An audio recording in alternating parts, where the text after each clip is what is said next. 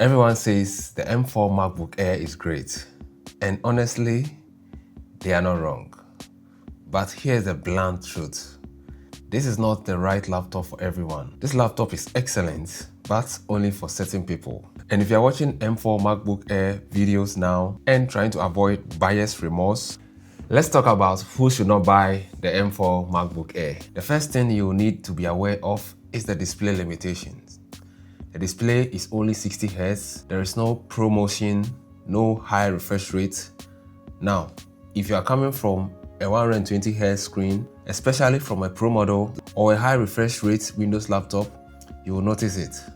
Scrolling feels fine, animations are fine, but it's not as smooth as 120 Hz. For many people, this won't matter, but if display smoothness is important to you, this is something you need to know before buying. Next is ports. On this laptop, you get two Thunderbolt USB Type-C ports.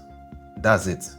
No USB Type-A, no SD card slots, no HDMI unless you use a dongle. If you are the kind of person who relies heavily on ports, especially creative professionals who plug in cameras, SD cards, external drives, or displays, this can get annoying very fast. Now, to be fair, if you already use a USB Type-C hub or a dongle, this may not bother you at all. But if you expect to plug things in directly without accessories, this is a limitation you should take seriously. The next point is about performance, and this one depends on how you work. The M4 MacBook Air is fanless. That means it's silent, but under sustained heavy workload, it can throttle performance over time. Now, let me be very clear about my own experience. I edit my videos on this laptop. The same video you are watching right now, I shot it with my Sony ZV-10. I record in 4K, and for my normal workflow, I had no issues at all. But this is important.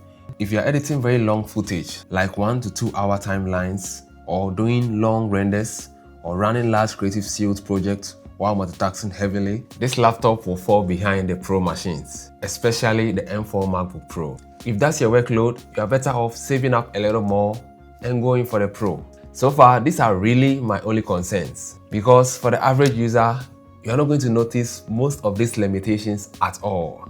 If your work matches what I described, light to moderate editing, everyday productivity, you genuinely do not need the Pro. One thing I absolutely love about this laptop is the battery life.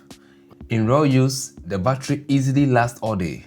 I personally use my laptop on battery for about 8 to 9 hours a day, and I rarely worry about charging. It's also very light and ultra portable, which makes it perfect if you travel, commute, or work from different locations. The design is clean, minimal, and it comes in some really nice colors. The one I have here is Starlight, but you also have options like silver and light blue. For everyday use, browsing, documents, email, video calls, performance feels smooth and responsive. This is one of those laptops that just gets out of your way. The webcam is also solid.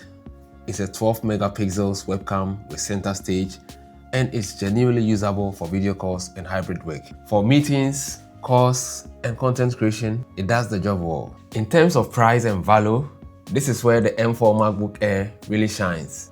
With the base model now starting at 16 gigs of RAM, it's enough for most everyday workload without paying pro-level prices. And because it's been out for almost a year, you can often find it discounted, which makes it an even better deal. So who should not buy the M4 MacBook Air? You shouldn't probably buy it if you are a heavy video editor doing long renders, a gamer who wants broad game compatibility and high refresh rate, a power user who needs a lot of ports on the go, someone who wants maximum feature proving and easy upgrades. You should strongly consider this if you are a student or a remote worker, a frequent traveler, an everyday productivity user, someone upgrading from an older MacBook Air like the M1, M2, or M3. For these people, this laptop makes a lot of sense. At the end of the day, it all comes down to your workflow. And that's my honest take on the M4 MacBook Air.